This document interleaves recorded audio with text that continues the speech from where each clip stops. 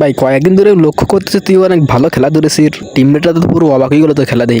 বাবা এ ভাই তুই খেল, আমি আর খেলবো না, আমার একটা কাজ আছে ইম্পর্টেন্ট। কি এমন ইম্পর্টেন্ট কাজ?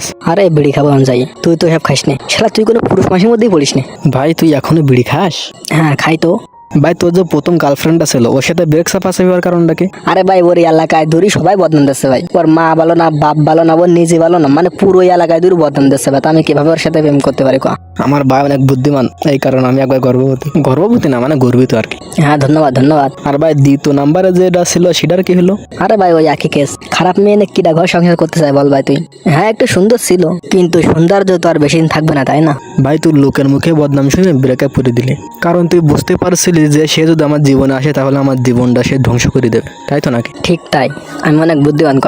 হ্যাঁ তুমি তো বুদ্ধিমানই। পৃথিবীর ভিতরে একটা মাত্রই খাবার যার প্যাকেটের উপরে বদনাম লেখা থাকে, স্মোকিং কজেস ক্যান্সার। এটা খেলে ক্যান্সার হয়, এটা মৃত্যুর কারণ। অনেক যুবকই এই বিড়িতে আসক্ত হয়ে অল্প সময়ের ভিতরে মারা যাচ্ছে, তুই কি দেখোস না সেগুলা? তো ভাই সেটা কিভাবে খাস তুই? আবার তুই নিজেকে বুদ্ধিমান দাবি করস ভাই। কাউকে যদি পশুর বাচ্চা বলো তাহলে তো সে রেগে ফায়ার, আবার যদি বাঘের বাচ্চা বলো তাহলে সে নিজেকে গর্ভবতী মনে করে, কিন্তু সে জানে না যে বাঘও একটা পশু। তো আমার ফ্রেন্ড, তুমি যুবক, তুমি চাইলে সাগরের ঢেউকে উল্টে দিতে পারো।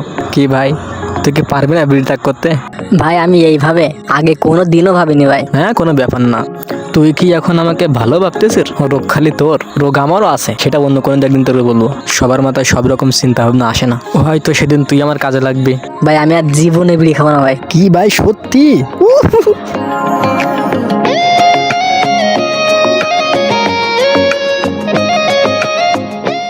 কারোর হৃদায়তের কারণ হলাম আমি। আল্লাহ, আমি জীবনেও জানতাম না আমার কারণেও কারোর হৃদায়ত আসতে পারে।